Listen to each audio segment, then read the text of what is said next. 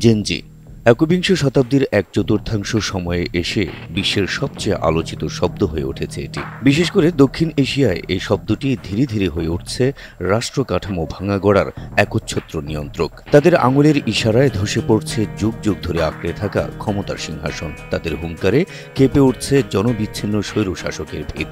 গেল ৩ বছরের মধ্যে এই জেনজিরা সমূলে উৎখাত করেছে শ্রীলঙ্কা, বাংলাদেশ এবং নেপালের মতো ৩টি দেশের ক্ষমতাধর সরকারকে, যারা জনগণের বুকে জগদ্দল পাথর হয়ে বসেছিল যুগের পর যুগ। এবার বোধহয় সেই ঢেউয়ের ধাক্কা লাগতে চলেছে প্রায় ১৫০ কোটি মানুষের দেশ ভারতে। ৯ সেপ্টেম্বর দেশটির বিহার থেকে শুরু হওয়া জেনজিদের আন্দোলন যেন দ্রুতই ছড়িয়ে পড়ছে আসাম সহ দেশটির আশপাশের রাজ্যেও।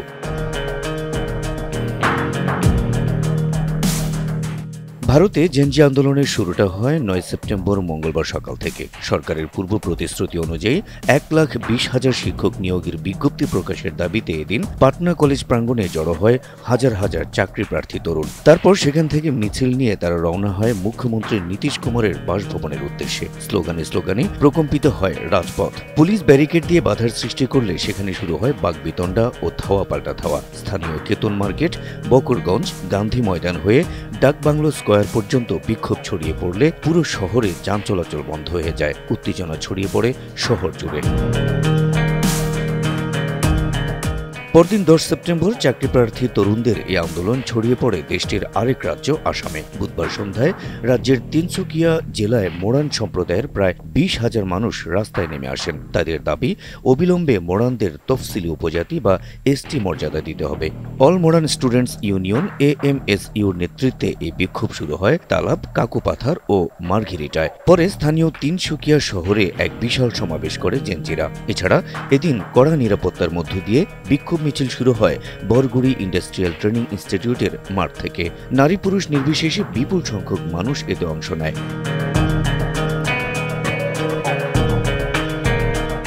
১১ সেপ্টেম্বর বৃহস্পতিবার সকালে জেনজিদের বিক্ষোভে উত্তাল হয়ে ওঠে বিধানসভা চত্বর। দুপুর পর্যন্ত এখানে নিজেদের দাবি আদায়ে স্লোগান দিতে থাকে বিক্ষোভকারীরা। এদিন সন্ধ্যায় নিজেদের দাবি আদায়ে শিক্ষামন্ত্রী ব্রাত্য বসুর বাড়ির কাছাকাছি অবস্থান নেয় আন্দোলনকারীরা। শিক্ষামন্ত্রীর সঙ্গে দেখা করার পরিকল্পনা থাকলেও পুলিশ তাদের সামনে ব্যারিকেড দিয়ে দেয়। তবে পুলিশের ব্যারিকেড দেওয়ার রাস্তা বদল করে অন্য পথ দিয়ে শিক্ষামন্ত্রীর বাড়ির সামনে পৌঁছে যায় বিক্ষোভকারীরা। পরে সেখান থেকে তাদের জোরপূর্বক সরিয়ে দেয় পুলিশ। এই পরিস্থিতিতে পার্শ্ববর্তী কালিন্দী মোড়ে বিক্ষোভে ফেটে পড়ে আন্দোলনকারীরা। এই সময় বিক্ষোভকারীরা সরকারের পদক্ষেপ স্পষ্ট করতে ৭২ ঘন্টার সময় বেঁধে দেয়। তা না হলে আগামী ১৫ সেপ্টেম্বর থেকে অর্থনৈতিক অবরোধ দেওয়ার হুঁশিয়ারি দেওয়া হয় আরও বড় পরিণতিরও।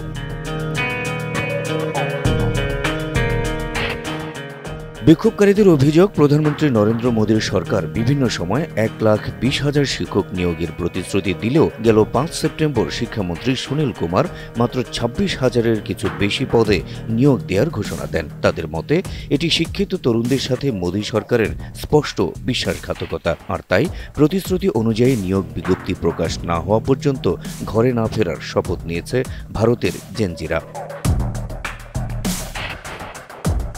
এদিকে প্রতিবেশী দেশগুলোর সরকার প্রধানদের একের পর এক করুণ পরিণতি দেখে বুকে কাঁপন ধরেছে মোদী সরকারেরও। প্রশ্ন জাগছে, ২০২৪ সালে বাংলাদেশের কোটা বিরোধী আন্দোলন যেভাবে সরকার পতনের আন্দোলনের রূপ নিয়েছিল, ঠিক সেভাবেই কি ভারতে শুরু হওয়া চাকরি প্রার্থীদের আন্দোলন মোদীর পতনের আন্দোলনের রূপ নেবে? তবে কি শ্রীলঙ্কা, বাংলাদেশ এবং নেপালের মতো ভারতের নামটিও উঠে যাবে সরকার উৎখাত হওয়া দেশের তালিকায়? ভারতের মাটিতেও কি কোনো ইতিহাস গড়ার অপেক্ষায় আছে জেনজি প্রজন্ম? এসব প্রশ্নের উত্তর খুঁজতে এখন ভারতের দিকে নিমগ্ন বিশ্বের কোটি কোটি উৎসুক চোখ।